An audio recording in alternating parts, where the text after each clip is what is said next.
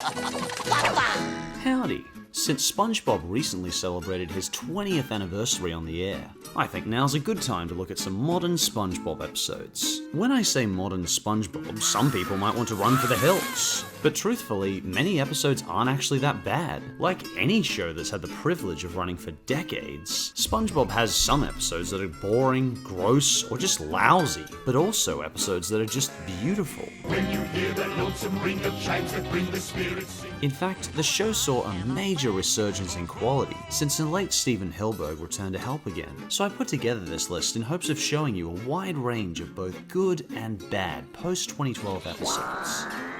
So today, let's count down the top 5 best and worst modern SpongeBob episodes. To qualify for this list, the episode has to be made after 2012, which is after season 9. And of course, if you do have a differing opinion and think I chose wrong, I completely understand. It just shows how versatile your and my tastes are, and how SpongeBob can create content for everybody. But without further ado, on to the countdown. The 5th worst episode is Cuddle E Hugs. Ugh. This episode has a surprising reliance on footage of characters eating rotten moldy things. It sets a gross tone right off the bat with SpongeBob eating an old moldy Krabby Patty. Because no Krabby Patty can ever truly be rotten. Here, look. Ugh. You see, to me, that's falling too much from positive thinking but insightful SpongeBob to one-dimensional stupid SpongeBob. So after an array of gross-out scenes and SpongeBob stupid scenes, this big, hamster thing appears who says his name is Cuddle E Hugs. Cuddle E Hugs! You can probably tell, Cuddle is a rather strange creature. With his raspy old geezer voice and weird size, he just kinda sets an uncomfortable tone for the episode. The episode even lampshades this fact.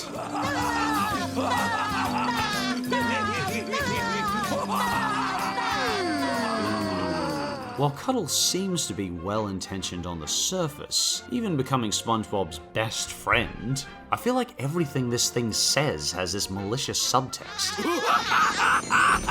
You can take the bet if you want. Nonsense! We can share it! Well, I guess they're two clearly adult-age consenting hamster sponge things. But no need to worry, SpongeBob. I got your new bed right here. But I still kind of feel dirty watching this episode. Like I'm invading SpongeBob's, consensual private time? But when he wakes up, Cuddles apparently isn't there anymore. This makes SpongeBob sad, and for some reason he thinks that taking another bite of that rancid, horrible Krabby Patty will make him feel better. Cuddles apparently reappears, and now we're starting to figure out that he's just a figment of SpongeBob's imagination. So apparently SpongeBob is the only one who can see him because he's the only one who's eaten the rotten Krabby Patty. So naturally, SpongeBob cuts it up and gives it to the customers at the Krusty Krab. Ugh, come on, SpongeBob. Patrick, I understand doing this, but why would Sandy also eat these rotten patties? The rotten patty itself is already disgusting, but watching people ingest it is even more gag-inducing. All of them can hardly hold back the vomit. In fact, the poison takes hold of their minds, and soon they can all see the bizarre, fluffy thing. And we just kinda watch them lose themselves in this poison-induced hallucination. But then Cuddly starts eating the guests. No Cuddly Hugs, no! Yes, SpongeBob Squarepants, yes! Who really thought it was a good idea to make an episode about a giant, malicious, hallucinogenic hamster anyway? This episode is gross, discomforting, weird, and frankly every character seems to be taking a stupid pill. And SpongeBob trying to share his poison-induced hallucinogenic experiences just seemed weird.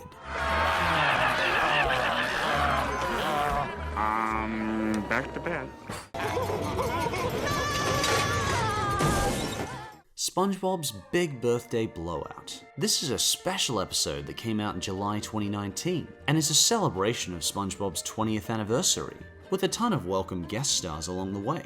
While SpongeBob's friends are planning a surprise party for him, Patrick takes him on his tour of the surface world, referring to us humans as beach giraffes. What's cool about this surface world though, is it actually has some of that SpongeBob toony feel. While I personally thought the beach scene was nothing to write home about, it does capture some of that Nickelodeon zaniness at the same time. But then the tour tank ends up at the Trusty Slab.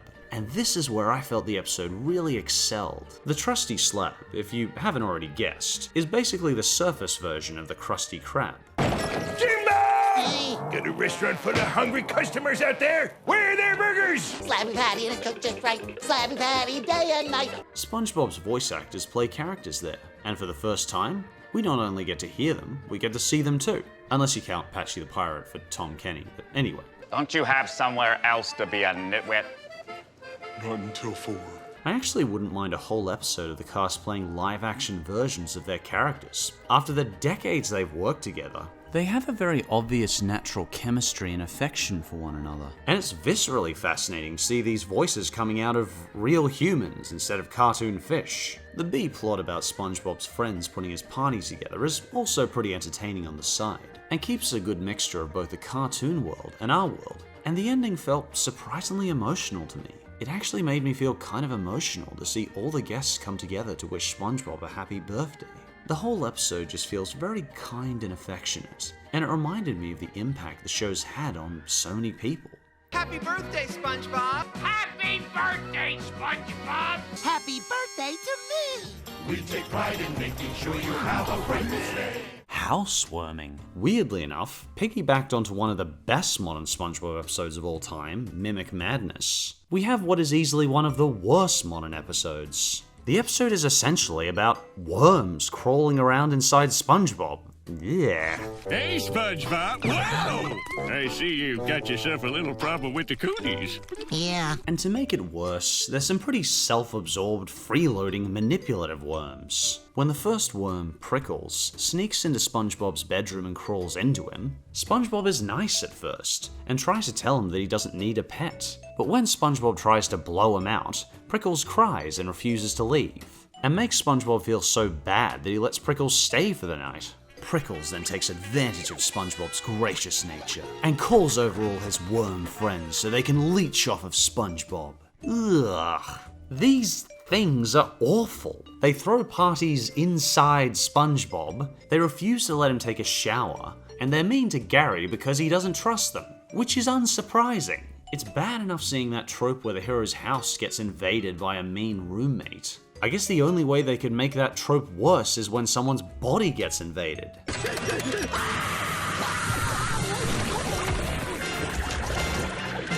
I mean, how can you think that worms wiggling around inside SpongeBob is going to be a fun concept? When I think of worms, I think of my friend's cat Bean, who had terrible worms and still takes medicine for them. Worms aren't fun. They're revolting parasites. When SpongeBob says they need to leave because he'll lose his job if they stay, what do? They make a legal claim to keep living in his body, and Mr. Krabs ends up kicking SpongeBob out. But our positive sponge eventually ends up settling with being known as SpongeBob Wormpants, and he starts laughing to himself like a madman. Fortunately, this drives them nuts and they finally leave his body. Good riddance. I personally consider housewarming an uncomfortable, disappointing follow-up to one of the best SpongeBob episodes of all. Pull up a barrel. While SpongeBob has never shied away from giving other characters the limelight from time to time, this episode particularly delves into one of the characters' backstories quite a lot. Due to it storming, Squidward and SpongeBob can't get out of the restaurant, so Mr. Krabs tells them a story from when he was a young lad in the Navy. It was a day just like this one. The wind was howling, and me ship was being tossed about like a rag doll on a trampoline. As far as episodes go, this one has a great sense of adventure, an interesting story, and an insightful look into Mr. Krabs' past, and even some nice bonding moments between the trio. There's even a bit of a contrast between the Eugene Krabs of the past and the current Mr. Krabs. The present day Mr. Krab gives SpongeBob and Squidward day-old crackers, while the past Mr. Krabs actually feels guilty that he has to give his crew gruel instead of good food. To me, that's interesting. It gives depth to Mr. Krabs, and really makes you wonder how he went from wanting his best for his co-workers to how he is today. There's also a bit of a gag that the old captain Krabs worked for was a bit of a harsh drill sergeant, And he's played by Patrick of all people, which adds a really unique touch of humor. Stand down, crabs! I'll have you in irons! The story itself is fairly simple. The ship that Krabs is working on is a cargo ship delivering suntan lotion, and they're maneuvering through treacherous waters in pirate territory. Captain Scarfish, played by Patrick, tells Mr. Krabs that if he doesn't give the crew a different meal, he'll go to the brig. So, tonight's meal is gonna be terrible, you understand me? Aye, sir. Of course, Mr. Krabs does so, only to then try and later make things right again by making the slop a bit more palatable. For his trouble, he does get sent to the brig, so he makes a clever escape attempt by tricking the guard. He never suspected that I was using the scraps to fashion a candy key. Only to find out the ship has been besieged by pirates. The rest of the episode plays out as many pirate adventures do, with high stakes and plenty of sword fighting, whilst Mr. Krabs comes up with clever ideas to save the crew and the ship. Overall, the episode's a fun story with a nice look into Mr. Krabs' past, as well as some witty jokes, daring adventure, and creative writing. Direct hit! You'll pay for that! Get 'em, boys! And the third worst episode is Squirrel Jelly. Sadly, this episode really does show Sandy at her worst, which is a shame because she's normally one of my favorite characters, and certainly one of the friendliest characters, even amidst the later seasons. It starts with SpongeBob and Patrick playing basketball with Sandy, only for her to become increasingly competitive. They then decide to eat some hot dogs, only for Sandy to turn that into a contest too. When SpongeBob eventually notes she's being a tad competitive, she doesn't respond too well to it. Sandy, don't you think you're playing a teensy-weensy bit rough? Aw, I'm actually going a little easy on you guys, seeing as how you're all so delicate. Jeebus, that's a bit much. Of course, when the two of them do decide to go jellyfishing, Sandy turns this into a competition to the point she ends up capturing all the jellyfish in the jellyfish fields, even provoking the jellyfish into a frenzy. SpongeBob and Patrick become understandably annoyed and try and tell her to let the jellyfish go, as the jellyfish are both aggressive and putting them in danger. Although Sandy eventually tries to find a balance, she is uncharacteristically aggressive and annoying for a good portion of the episode, and the episode felt like it didn't do a good character justice. Mole Girl Pearl. I like just about every moment, scene, and character in this episode. Even if it doesn't do anything super different, it just makes me smile all the way through. For starters, I just really enjoy Pearl as a character. Nixie speaking. Nixie! My bestest friend in the whole wide world! You should come over. We can watch TV and eat cheese. Like Sandy, she has this vibrance and energy to her character that just lights up every scene she's in. It's also great to have an episode that is almost completely set within the mall. As someone who spends a surprising amount of his free time just walking around the mall, I find it a very warm, welcoming, and refreshing setting with a lot of variety. Basically, Pearl decides to get a job at the mall so she can hang out with her friends more, and ends up working at a store for the elderly since she wasn't able to get a job elsewhere. This is the best day of my life! But what's nice is, the episode doesn't do just the typical cliche of making fun of the elderly. The older lady running the store is wise, sharp, and even seems to have super grandma powers. Granny power! And Pearl even starts enjoying acting older. And I like that message of the episode. Being a grandma, it's fun! Even when her friends make fun of her, she realizes what matters is what she thinks of herself and what she enjoys, not what her friends think. You don't want to grow up too fast. That it's okay to be young and act young, but there's also plenty of things to enjoy when you're older too. Well, I don't care what you think anymore anyway. I'm being true to myself.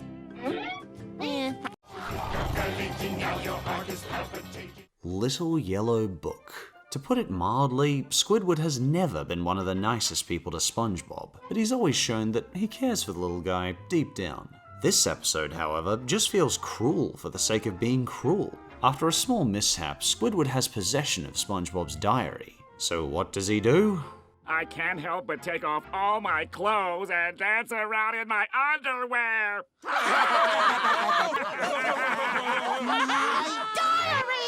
Squidward! A good you! He reads it aloud in front of the whole restaurant until SpongeBob is laughed out and in tears. Fun? No, that just kind of feels awful. Granted, everyone does soon turn on Squidward because they find out exactly what he's been reading. The episode even ends with people throwing tomatoes at him as he continues to read the diary.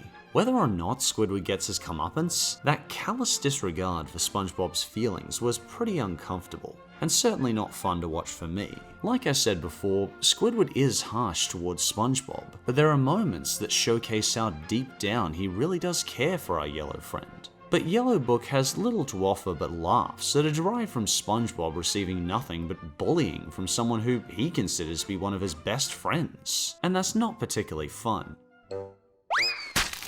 Diary reader! What? You read it too? Oh, sure. Blame everyone but yourself. Goodbye, Krabby Patty?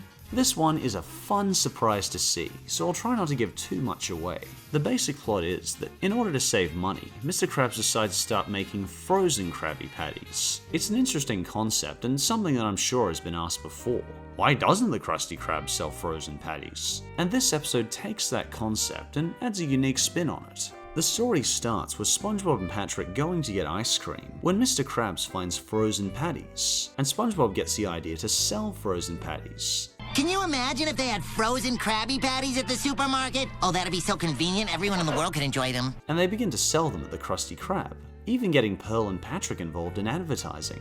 He's then fired and rehired at the Krusty Krab Museum, while Squidward is finally fired and happily goes on to follow his dreams, only to come running back when things don't go so well for him. And for a very practical reason that's almost meta. Apparently, you need more than 17 years behind a cash register to be qualified for dreams. It's a story of SpongeBob witnessing the soul of Krusty Krab lost. Everyone leaves him behind as they go off to the next best thing. And SpongeBob is reminded that, for him, his patties have to be made with love. Krabby Patties aren't made with sand, they're made with love. I won't give too much else away, but something I really like about this episode is how much it speaks about maintaining personal integrity. One of the things I like best about SpongeBob is his very apparent passion for his work and his job, and I feel like this episode best represents that. And before we get to number one, just a couple of quick honorable mentions. Are you happy now? This may come off as a surprise because some people think of this as one of the worst episodes of Season 8, but I personally found this one of the more relatable episodes. I actually feel they mostly handled the subject matter pretty well. Squidward falls into a deep depression after he realizes that he doesn't have any happy memories. He even ends up bursting into tears while at the Krusty Krab, and over time starts falling into a deep, brooding depression. I honestly wasn't expecting SpongeBob to do such a good job at portraying depression, but I found myself empathizing with Squidward after seeing him decline into a numb, unhygienic recluse who's lost all hope of finding any pleasure in life. I think the ending is actually a subtle, three-dimensional lesson on learning to better handle and perhaps eventually overcome depression. Even though Squidward was enraged with SpongeBob at the end, he was feeling something. Depression isn't just feeling sad. It often leads to a loss of any emotional feeling. So sometimes what's important is just allowing ourselves to just feel again, even if that feeling is anger. I feel wonderful! myleik. As I mentioned before when chatting with Enter, this episode does so much with so little, and it even has its great moments of humor with its leg-based comedy. The episode also gives us a look at the life of a relatively minor character, and adds a clever detail to a long-running joke. Wow, that's crazy! They hit me everywhere except my leg! Mimic madness. Again, I talked about this one in the list of the best SpongeBob episodes of all time, and frankly, it is one of the absolute best episodes of all. If I hadn't discussed it before, I'd probably place it at number one on this list. I think the biggest reason this episode's so good is that the episode capitalizes on Tom Kenny's voice acting, giving him center stage to show off his vocal talents. His impressions are spot on, and I can definitely recommend this episode. Larry's Gym. It's weird that it took 9 seasons to get an episode on Larry the Lobster, but this episode shows that it was worth the wait. We see Larry open his new gym, and we have characters like SpongeBob and Mr. Krabs join. We see SpongeBob get extremely fit, while Larry himself starts to gain weight. It's an interesting role reversal, and we get a couple of really good jokes out of it. SpongeBob! Yeah? What are you? Whoa, you've been working out. While there isn't a ton of story within this episode, it's jam-packed with clever gags, solid pacing, and interesting interactions between the characters that don't normally hang out. I mean, it's extremely rare to see characters like Larry and Mr. Krabs interact at all, but it's a welcome addition. Larry's gym is a great change of pace for the show, and a refreshing watch. I think I'm done. Would you mind rubbing a little butter on me? Anyway, on to the number ones. Ink Lemonade. Do you remember that episode of The Fairly Odd Parents where Cosmo's sweaty socks were used to make Timmy's lemonade taste better? While the concept does sound gross on paper, in practice, the episode is considered one of the better episodes of Fairly Odd Parents' early seasons. It was full of clever writing and even a nice message about not taking advantage of your friends. Ink Lemonade, on the other hand, doesn't work at all. So Patrick is selling lemonade, but it's actually just a pitcher of water. So Squidward gives him some rotten lemons. After a mishap with Spongebob, who's come to see what's going on, they scare Squidward, who sneezes out ink, which Spongebob decides to drink, and although it makes him sick, he decides that it's good. Even other people start liking it. I'll have another. Then Patrick decides to get more ink. Squidward, of course, refuses to give any more, and thus Patrick immediately decides to scare some more out of it, which leads to Squidward becoming rightfully paranoid. And the rest of the episode is basically just Patrick trying to scare Squidward into spraying more ink so he can sell it. Eventually, it gets revealed to the customers how the lemonade is made, and the episode ends with SpongeBob and Patrick saying they've moved on from the lemonade business into the cookie business. Spider cookies! Oh goody. SpongeBob and Patrick never even come to realize the error of their ways, whilst Timmy in Nectar of the Odds eventually learned he did the wrong thing and apologized to Cosmo. Neither of these two learn anything or even apologize to Squidward. This, along with the gross out humor, makes what I consider to be the worst episode of modern SpongeBob. I don't get it. And I think the number one best modern SpongeBob episode is The Legend of Bikini Bottom. A visual delight, this glorious episode is one of SpongeBob's finest half hours. Somehow, within the first 30 seconds of the special, the animators and designers have managed to perfectly evoke the spirit of Spongebob Squarepants and the very spirit of Halloween Holiday. And the passion of the voice actors in this one just jumps off the screen. I am the evil doctor, Frankencheeks. Oh, hi, Sandy. And there's this glow-in-the-dark effect throughout it that really gives off this spooky yet cartoony atmosphere. The theme park ride sequence in the episode is so creative, so real feeling, it's unforgettable. The sharp teeth, the monster designs that look like a cross between Tim Burton and the Muppets. The whole episode is a wild ride through the imagination of some very talented writers, artists, animators, and designers. In this story, we see SpongeBob getting ready for Halloween, and Patrick comes over, but isn't too impressed with SpongeBob's decorations. No, that's not scary either, SpongeBob. The first half of the episode is Patrick trying to show SpongeBob just what scary means. They first stop off at Squidward's house, and after admitting that he's much too scared for Halloween, Patrick tries to tell him that scary can also equal funny. They visit Sandy, Mr. Krabs, and Plankton, and after a couple of mishaps, SpongeBob feels less afraid than he used to. And this is where the Flying Dutchman comes in. I seem to enjoy most episodes the Flying Dutchman appears in. He's sort of this episode's catalyst. He turns an innocent celebration into something sinister.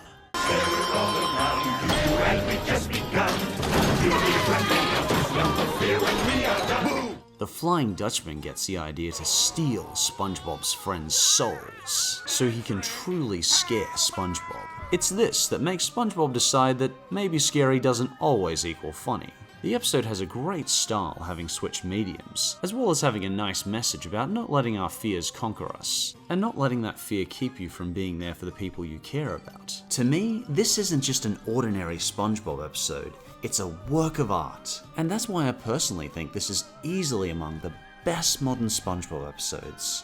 You know, even if every new episode from here on out was terrible, I think I'd still say that I like SpongeBob overall. because it's given me, and many others, a lot of good memories. It also constantly reminds me of the value of a positive perspective. Tom Kenny himself has expressed that voicing SpongeBob for the last 20 years has greatly impacted him and helped him remain a positive person. For as many bumps SpongeBob has had along his journey, there's been many silver linings that remind me of why I like the show. And if you have some picks for the best or worst episodes from the modern era of SpongeBob, feel free to leave your own thoughts in the comments below. And as always, thanks for watching, and I'll see you next time.